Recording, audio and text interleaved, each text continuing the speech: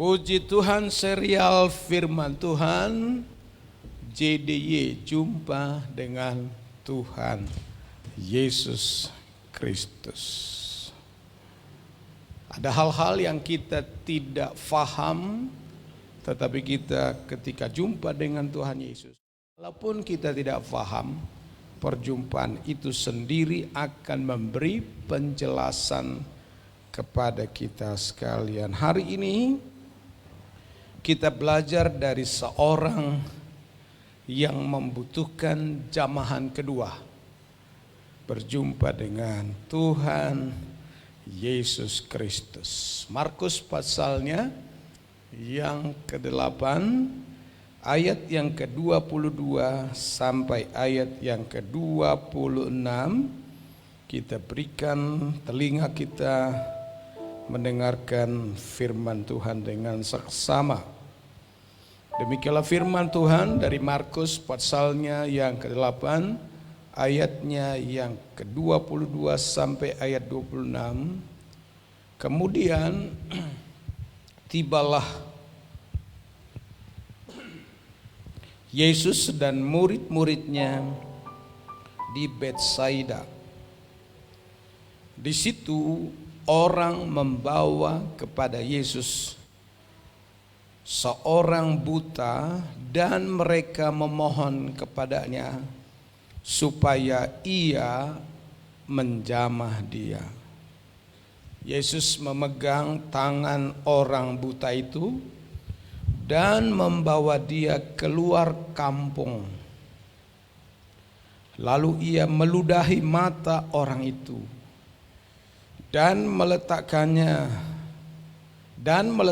tangannya atasnya dan bertanya, "Sudahkah kau lihat sesuatu?" Orang itu memandang ke depan lalu berkata, "Aku melihat orang sebab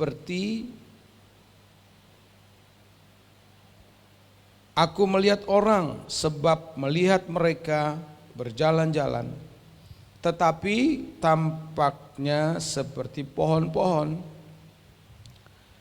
Yesus meletakkan lagi tangannya pada mata orang itu. Maka orang itu sungguh-sungguh melihat dan telah sembuh, sehingga ia dapat melihat segala sesuatu dengan jelas. Sesudah itu Yesus menyuruh dia pulang ke rumahnya dan berkata, "Jangan masuk ke kampung." Menarik dalam ayat yang pertama dari ayat 22 itu, bagian pertama dari ayat ini, dalam pikiran saya, kemudian tibalah Yesus dan murid-muridnya di Betsaida. Di situ orang membawa kepada Yesus seorang buta dan mereka memohon kepadanya supaya ia menjamah dia. Ada kuasa, ada energi di dalam jamahan. Sentuhan memberi pengaruh. Bukan saja sentuhan ilahi, tetapi sentuhan manusiawi mempunyai pengaruh. Para ahli kejiwaan menemukan, penelitian hasilnya adalah bahwa sentuhan antar seorang ayah kepada anaknya berpengaruh. Sentuhan tangan seorang ibu kepada anak-anak mempunyai pengaruh. Sentuhan suami terhadap istri mempunyai pengaruh. Sentuhan atau jamahan itu dikatakan oleh para ahli dapat menambah imunitas tubuh. Sebutlah kalau ada orang sakit. Ketika saudara mengunjungi orang sakit itu, maka saudara tanpa bicara, hanya menunjukkan perhatian dengan menyentuh sambil menepuk bahunya. Itu akan menyemangati dan menambah imunitas. Sentuhan bisa meredakan stres. Ada anak yang stres karena tidak disambut di rumah. Dia sudah sangat ketakutan. Tetapi ketika orang tua menyambut anak itu dan meletakkan tangan di atas bahunya sambil menepuk-nepuk, rasa stres dari anak itu hilang. Sehingga pening yang ada di kepalanya pun menjadi sirna. Sentuhan bisa meredakan rasa sakit. Tadinya orang itu sudah sangat sakit, tapi ketika ada orang yang menyentuh, rasa sakitnya hilang. Sentuhan bisa menambah kebahagiaan. Lihatlah seorang suami yang menepuk-nepuk istrinya, itu akan menambah bahagia, menambah sukacita, menambah kegembiraan. Ketika istri ditepuk berkata, "Sabar ya mah, memang saya belum bisa memberi apa yang kau harapkan di hari ulang tahunmu ini. Biasanya di hari ulang tahun aku memberikan sebuah cincin yang kita beli bersama-sama di pasar Sambu. Tapi di ulang tahunmu ini aku tidak bisa memberi apa-apa. Hanya tepukan tangan di atas bahumu." Dan tepukan tangan itu memberi bahagia kepada sang istri. Kesimpulannya adalah bahwa sentuhan itu apabila dinyatakan, dilakukan dengan sungguh-sungguh, memberi kekuatan, memberi kegembiraan, memberi rasa sukacita, menambah masa depan yang begitu cerah. Itulah sentuhan manusiawi. Tetapi saya mau katakan tidak sentuhan manusiawi yang saya akan utarakan lebih pada hari ini. Yang saya mau sampaikan adalah sentuhan Allah. Sentuhan ilahi mengubah segala sesuatu. Ada sebuah kisah dalam Alkitab di mana Esau dan Yakub telah terjadi pertengkaran. Esau tinggal di rumah dan Yakub pergi lari kepada Laban. Tetapi begitu lama Yakub menyimpan rasa ketakutan itu. Lalu sesudah Yakub menjadi kaya, punya domba begitu banyak, punya hamba laki-laki dan perempuan, dia rindu kembali kepada keluarganya untuk jumpa dengan Esau. Alkitab mencatat kepada kita, Yakub sangat ketakutan. Karena dia berpikir kalau nanti saya jumpa dengan abangku Esau, maka aku akan dibunuhnya. Maka apa yang dilakukan? Semua harta didahulukannya pergi. Termasuk istri didahulunya pergi. Dalam ketakutan, dia tersungkur di hadapan Tuhan di pinggir sungai Yabok. Apa yang diharapkan dalam ketakutannya? Kalau engkau tidak menyertai aku dalam perjalanan, kalau engkau tidak memberkati aku, maka aku tidak akan pergi. Alkitab mencatat kepada kita, maka Yakub meminta sebuah petunjuk supaya Tuhan menjamah dia lewat seorang malaikat. Yang saya percaya itu bukan malaikat biasa. Itu adalah jelmaan Yesus Kristus dalam perjanjian baru, dalam perjanjian lama. Bahwa Allah menyentuh Yakub, dan itu membuat dia yakin penyertaan Tuhan dalam dirinya bertemu dengan Esau. Baca dalam Alkitab bahwa sentuhan itu sangat luar biasa daripada Tuhan. Tadinya orang Israel tidak lagi mempunyai pemimpin. Lalu mereka meminta seorang pemimpin. Lalu ditunjuklah seorang pemimpin namanya Saul. Tetapi apa yang terjadi, saudaraku? Dari mana Saul bisa yakin bahwa Tuhan menyertai dia? Ketika dia disuruh oleh Samuel untuk pergi temu dengan nabi-nabi, maka dia merasa ada jamahan Tuhan dalam dirinya. Dan sesudah dia diurapi oleh Tuhan, ada banyak pasukan yang datang berbondong-bondong bersama-sama dengan dia. Alkitab berkata, karena Tuhan menjamah hati mereka dan mereka tergerak berjumpa dengan Saul.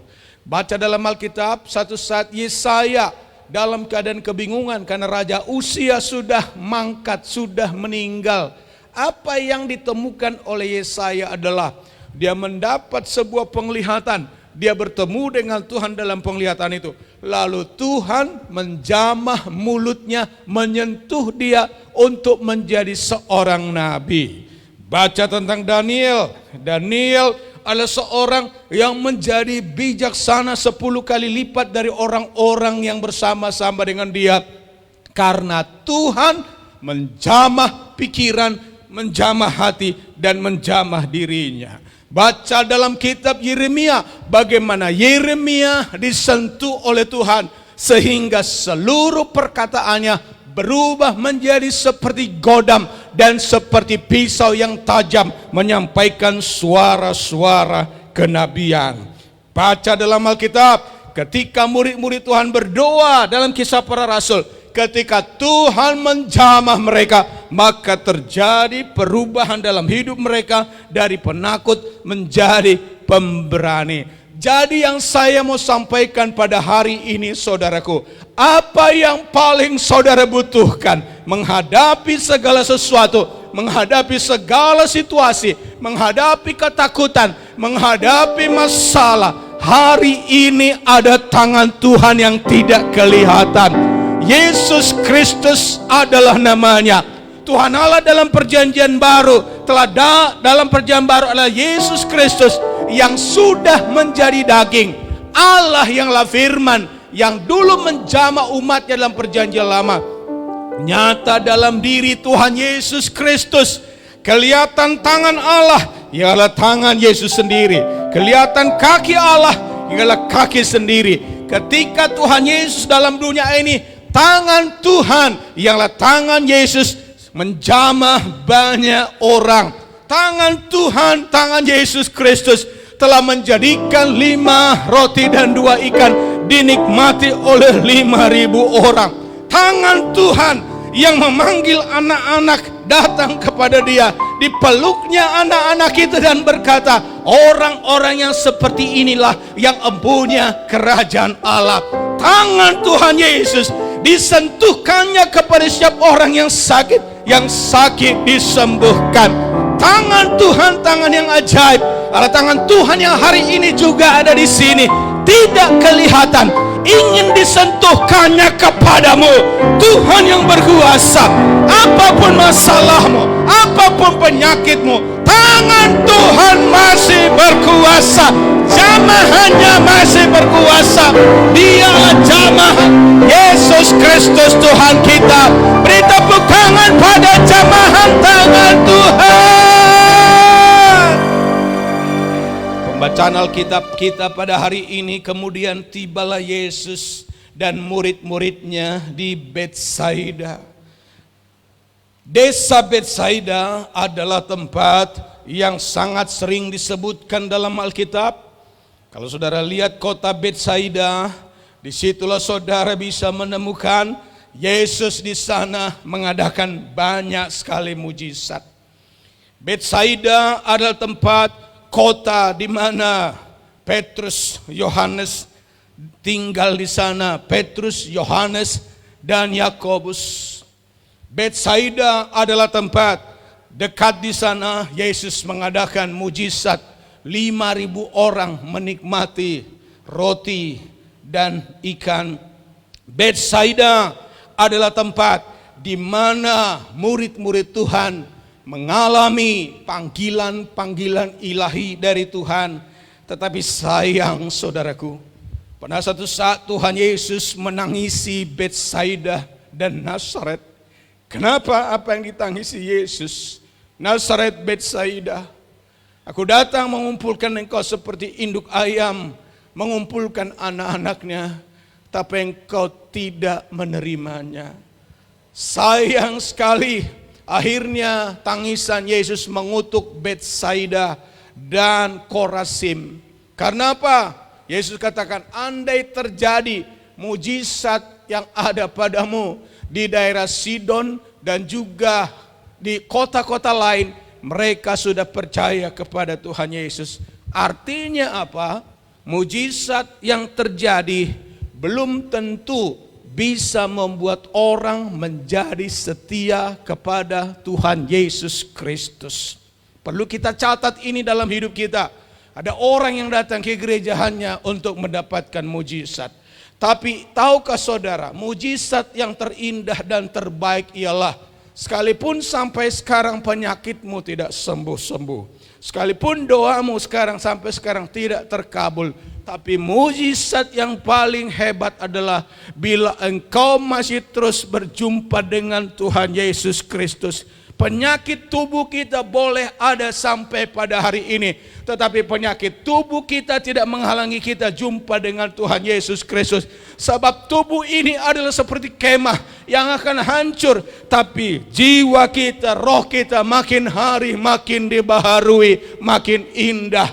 Kesembuhan tubuh tidak menjadi patokan kedekatan kita dengan Tuhan, tapi kedekatan kita dengan Tuhan ditandai dengan hubungan timbal balik terus dengan Tuhan Yesus. Sekalipun aku tidak disembuhkan, sekalipun doaku tidak dikabulkan, sekalipun apa yang kuhadapi masih belum terjadi solusi, tapi aku tidak akan pernah tinggalkan Tuhan. Itulah mujizat yang terbesar dalam kehidupan kita. Di Betsaida inilah terjadi apa yang baru saja kita bacakan, ayat 22. Kemudian tibalah Yesus dan murid-muridnya di Betsaida. Di situ orang membawa kepadanya seorang yang buta dan mereka memohonnya supaya ia menjamah dia. Saya sungguh merasa ini penting menjadi berita istimewa bagi kita pada hari ini. Di situ ada orang membawa kepada Yesus seorang buta. Ada membawa orang buta kepada Yesus.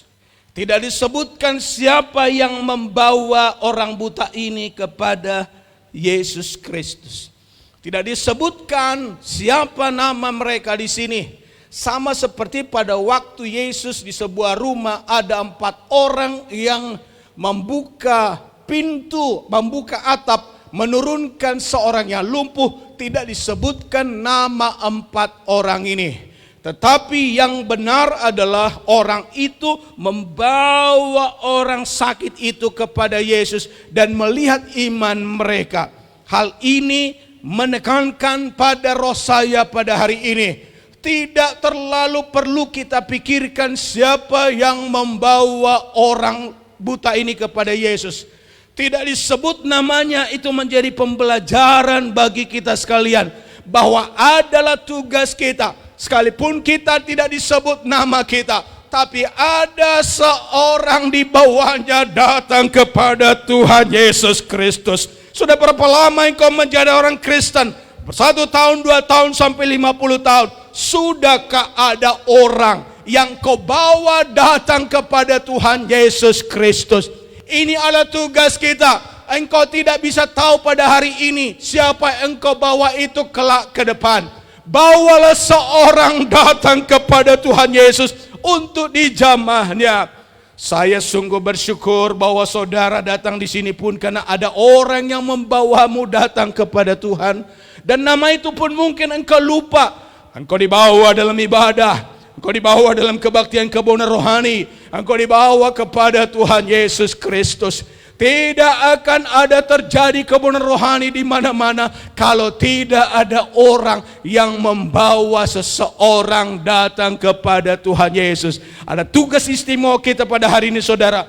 Bawa seseorang kepada Tuhan Yesus Kristus sebelum engkau mati. Jangan sampai engkau tidak pernah membawa orang datang kepada Yesus. Tidak bawa kepada diri sendiri, tidak bawa kepada organisasi, tidak bawa kepada gereja, bahkan tidak membawanya kepada gereja Bethel Indonesia. Tapi tugas kita ialah bawa seorang datang kepada Yesus. Dan ada sebuah kerinduan supaya Yesus menjamahnya. Kalau satu saat engkau mati dan engkau kemudian sampai di sorga, yang kau bawa kepada Yesus juga mati. Di sorga sana malaikat bertampik sorak, dan dia akan berkata kepada Yesus, aku bersyukur Tuhan Yesus, kalau tidak ada dia yang membawa saya, aku tidak datang kepada Yesus Kristus. Tapi di tengah kesulitan, dibawanya aku datang pada Yesus. Di tengah kesusahan, dibawanya kepada Yesus. Dan itulah sebabnya hari ini saya mengenal Tuhan Yesus. Sudah berapa yang kau bawa sama Tuhan? Tanggung jawab saya sebagai hamba Tuhan adalah membawa engkau dan mempertemukan engkau dengan Tuhan. Itu yang paling utama dan terutama dalam hidup. Itu sebabnya berita yang disampaikan dalam gereja bukan tentang organisasi, bukan tentang hal-hal yang lain. Berita sesungguhnya, berita utama dan pertama dalam gereja bukan supaya kita kaya raya. Berita paling utama ketika engkau datang di gereja bukan supaya engkau sembuh dari sakit. Tapi berita yang pertama dan terutama ialah agar orang berjumpa dengan Tuhan Yesus, pencipta langit dan bumi, yang menyelamatkan kita. Bawa seseorang datang kepada Yesus. Mereka memohon supaya Yesus menjamah dia. Ayatnya yang ke-23, Yesus memegang tangan orang itu. Haleluya. Saya suka dengan ayat ini, Yesus memegang tangan orang itu. Dituntunnya orang itu keluar, Alkitab katakan, dan membawa dia keluar kampung. Dituntunnya keluar dari keramaian. Ini waktunya ada satu saat engkau keluar dibawa oleh Yesus untuk mengalami secara pribadi jamahan tangan Tuhan. Dibawanya keluar. Ada banyak cara Tuhan Yesus dalam melayani. Dia bisa melayani di keramaian orang, dia bisa berkhotbah di hadapan banyak orang, tapi khusus yang satu ini dia melayani satu pribadi. Dia melayani satu orang, dan orang itu dituntunnya keluar kampung. Dibawanya dia keluar dari keramaian ke kampung. Dituntunnya keluar. Saya mau sampaikan berita kenabian padamu pada hari ini. Berikan waktu engkau dituntun oleh Tuhan dari masalahmu. Masalah itu kadang diizinkan oleh Tuhan agar engkau bisa merasakan tuntunan tangan Tuhan. Engkau keluar dari keramaian, keluar dari situasimu. Ini waktunya keluar engkau dari keramaian. Bersama-sama dengan Tuhan Yesus, alami sejenak pertemuan dengan Tuhan Yesus.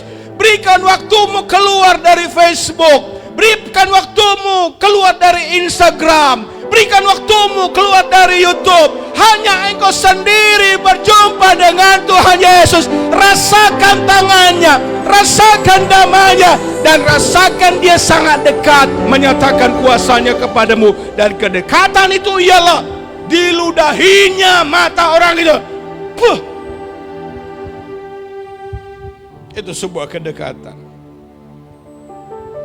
Kedekatan sampai diludahi. Kalau di depan orang kau meludahi orang, kau pasti mempermalukan dia. Diludahinya orang itu, dan mulai dia berdialog. Hei, Sudahkah kau lihat sesuatu? Dia mulai buka mata. Saya melihat sesuatu, saya melihat orang. Tetapi yang kulihat adalah seperti pohon. Kenapa dia bilang seperti pohon? Dalam pikiran saya, kemungkinan besar orang itu tadinya bisa melihat, tapi kemudian dia buta. Maka dia bisa berkata seperti pohon. Berarti kebutaannya bukan dari lahir. Diludahinya mata orang itu. Aku melihat orang, namun mereka tampaknya seperti pohon. Bukankah Tuhan Yesus bisa mengadakan mujizat instan? Cepat? Bisa. Bukankah Tuhan Yesus bisa langsung, perkataannya langsung jadi? Bisa. Tapi kenapa bagi orang ini dia buat sentuhan pertama dan kemudian berdiskusi lagi, lalu kemudian ada sentuhan yang kedua? Saya menemukan di sini ialah bahwa Tuhan Yesus ingin memberikan pelajaran kepada umatnya bahwa hubungan kedekatan dengan Tuhan Yesus selalu ada waktunya berproses.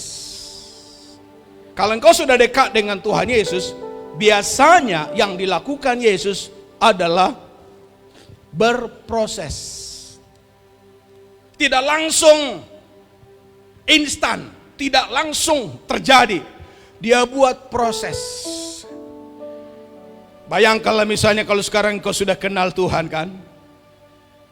Kalau sudah kita kenal Tuhan seperti ini, kenal Tuhan Yesus, kita tidak usah terlalu berharap mujizat itu secara spektakuler terjadi. Step by step, selangkah demi selangkah, proses demi proses. Ada orang yang rindu diberkati secara keuangan. Tuhan melatih kita berproses. Hari ini satu dulu. Kita setia satu, besok diberikan dua. Kita setia dalam dua, besok diberikan jadi 4. Setia dalam perkara yang kecil.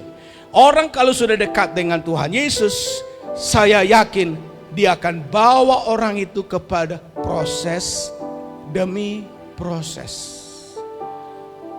Sehingga dengan demikian engkau tidak akan kecewa berkata, wow, kenapa saya sudah berdoa tidak terjadi langsung dari Tuhan. Tuhan mau kita berproses. Sudah kau lihat? Sudah. Tapi seperti pohon. Dan Tuhan Yesus dalam proses, dalam langkah demi langkah, Tuhan tidak akan stop dalam langkah pertama. Kalau Yesus sudah melakukan langkah pertama, di langkah kedua dia akan lakukan.